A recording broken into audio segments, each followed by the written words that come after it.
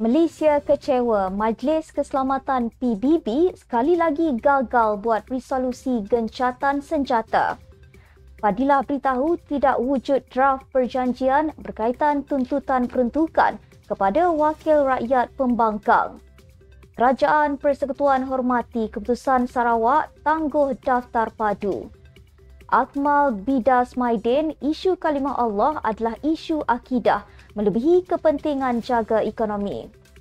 PKR tegaskan jangan menangguk di air keruh berhubung isu stokin kalimah Allah.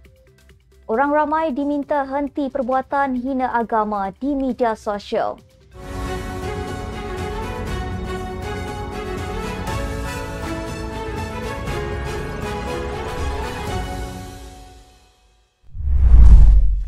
Bismillahirrahmanirrahim. Assalamualaikum warahmatullahi wabarakatuh. Salam Malaysia Madani. Bersama saya Asma Ismail dalam Netstab News edisi pagi 25 Mac 2024 bersamaan 14 Ramadan 1445 Hijrah. Sebelum itu jangan lupa untuk subscribe YouTube Netstab TV dan follow Facebook Netstab Malaysia.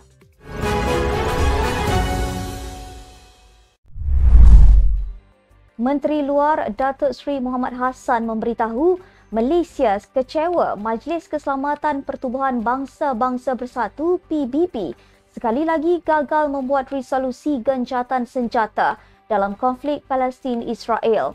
Katanya, usaha itu adalah percubaan ke-9 dilakukan PBB dalam tempoh 2 bulan bagi membebaskan rakyat Palestin pulang ke tanah air mereka. Resolusi dicadangkan Amerika Syarikat AS tidak dipersetujui oleh Rusia dan China kerana terdapat beberapa perkara tidak menyentuh secara menyeluruh dan Amerika Syarikat menggunakan kesempatan itu untuk menggelar Hamas sebagai pengganas.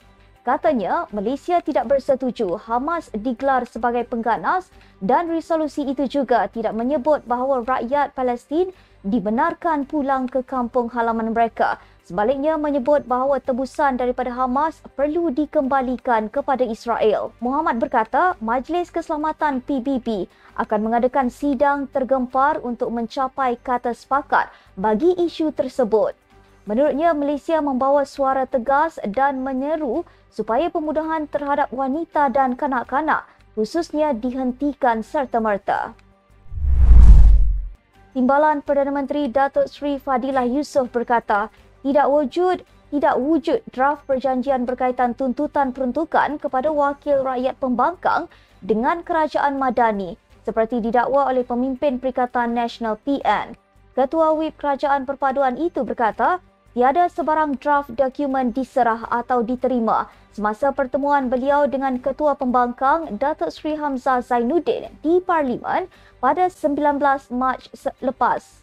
Ia sekadar sesi mendengar permintaan dan tawaran, malah tiada perbincangan mengenai perjanjian. Beliau turut menggesa Ahli Parlimen Hulu Terengganu Datuk Rasul Wahid daripada Bersatu yang membangkitkan isu mengenai draft itu agar meminta dokumen tersebut daripada Hamzah. Pada 22 Mac lepas, Hamzah berkata pihaknya sudah menerima draft dokumen yang memperinci perkara berkaitan rundingan peruntukan kepada Ahli Parlimen Pembangkang. Jurucakap Kerajaan Perpaduan Fahmi Fazil turut menafikan kenyataan Hamzah berhubung perkara tersebut dan mensahkan pertemuan Fadilah dengan Ketua Pembangkang itu hanya untuk mendengar pandangan mereka. Dalam perkembangan lain, Kerajaan Persekutuan menghormati keputusan Sarawak untuk menangguhkan pendaftaran pangkalan data utama padu di negeri itu. Datuk Seri Fadilah Yusof berkata, setakat ini Kerajaan Negeri Sarawak belum memberikan sebab atau alasan bagi penangguhan itu. Menteri Ekonomi Rafizi Ramli sebelum ini berkata pihaknya akan mengadakan pertemuan dengan Kerajaan Negeri Sarawak pada minggu hadapan bagi membincangkan isu berkaitan pendaftaran padu. Beliau berkata ia berikutan wujudnya arahan oleh Kerajaan Negeri agar pendaftaran dan kemaskini padu di Sarawak ditangguhkan. Fadilah pula berkata tiada halangan untuk individu di Sarawak mendaftar dalam sistem padu, namun beliau percaya rakyat Bumi Kenyalan akan mematuhi arahan yang dikeluarkan di peringkat negeri. Setakat semalam, lebih 7.3 juta rakyat Malaysia membabitkan 35% penduduk di negara ini sudah mengemaskini maklumat dalam sistem padu sejak ia dilancarkan pada 2 Januari lepas. Isu stalking tertera kalimah Allah semakin menjadi tegang apabila Ketua Pemuda UMNO Dr. Muhammad Akmal Saleh mengingatkan pemilik Pasaraya Maidin, Dato' Amir Ali Maidin, bahawa isu kalimah Allah adalah isu akidah yang melebihi daripada kepentingan untuk menjaga ekonomi golongan kaya. Bahkan katanya, Pemuda UMNO akan melakukan tindakan yang sama, iaitu memboikot Maidin jika mereka menjual stokin tertera kalimah Allah seperti mana dilakukan KK Mart. Katanya, ia bukan kali pertama, bukan juga kali kedua, malah sudah banyak kali berlaku dan ia menyakitkan hati umat Islam dalam negara ini. Semalam, pemilik Pasaraya Maidin itu dilapor mengkritik tindakan Akmal yang menurutnya mengeksploitasi isu penjualan stokin tertera kalimah Allah.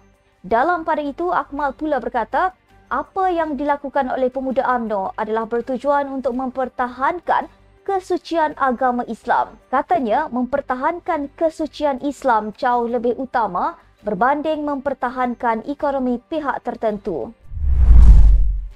Parti Keadilan Rakyat PKR menegaskan setiap tindakan dalam menangani isu kalimah Allah tidak boleh berdasarkan emosi agar keadaan tidak memburuk. Ketua penerangannya Fahmi Fazil berkata, perbuatan mencari suatu keuntungan daripada isu stokin tertera kalimah Allah itu sebagai tidak wajar. Dalam pada pihak berwajib menjalankan siasatan dan akan mengenakan hukuman, Majlis Pimpinan Pusat PKR berpendapat adalah tidak wajar mana-mana pihak menangguk di air yang keruh dan merosakkan lagi keadaan. Katanya, segala tindakan harus berdasarkan undang-undang dan perlembagaan dan bukannya tindakan berdasarkan emosi dan amarah tanpa kawalan hukum perundangan. Kenyataan itu menyusuli pensyuarat pimpinan PKR malam tadi yang mengutuk sekeras-kerasnya sebarang usaha penghinaan terhadap kesucian Islam dan mana-mana agama. Menteri di Jabatan Perdana Menteri Hal Ehwal Agama, Datuk Muhammad Naim Mokhtar meminta orang ramai agar menghentikan perbuatan menghina agama di platform media sosial bagi mengelak suasana yang tidak baik dalam masyarakat. Beliau berkata, sebaiknya seluruh masyarakat yang berbilang bangsa dan agama menggunakan platform media sosial tersebut untuk tujuan merapatkan hubungan serta mengeratkan perpaduan. Katanya, ia jelas dalam Al-Quran dan Islam merupakan satu agama yang melarang umatnya menghina orang lain. Hatta menghina individu pun tidak boleh, apatah lagi dalam konteks menghina agama lain. Beliau berkata demikian selepas merasmikan program Rahmah Ramadan Majlis Agama Islam Wilayah Persekutuan, ziarah Pusat Kebajikan dan Rumah Asnaf di Asrama Darul Falah, Pertubuhan Kebajikan Islam Malaysia. Muhammad Naim turut menyeru orang ramai supaya menghargai keamanan dan tidak mewujudkan suasana yang boleh merenggangkan hubungan serta menimbulkan kemarahan agama lain dengan menggunakan platform media sosial. Sekian untuk edisi pagi ini. Ikuti perkembangan semasa isu-isu panas politik Malaysia setiap hari hanya di Netstat News. Jangan lupa untuk follow Facebook Netstat Malaysia dan subscribe YouTube Netstat TV. Netstat Malaysia menjangkau informasi mengorak inspirasi. Saya Asma Ismail. Assalamualaikum dan salam sejahtera.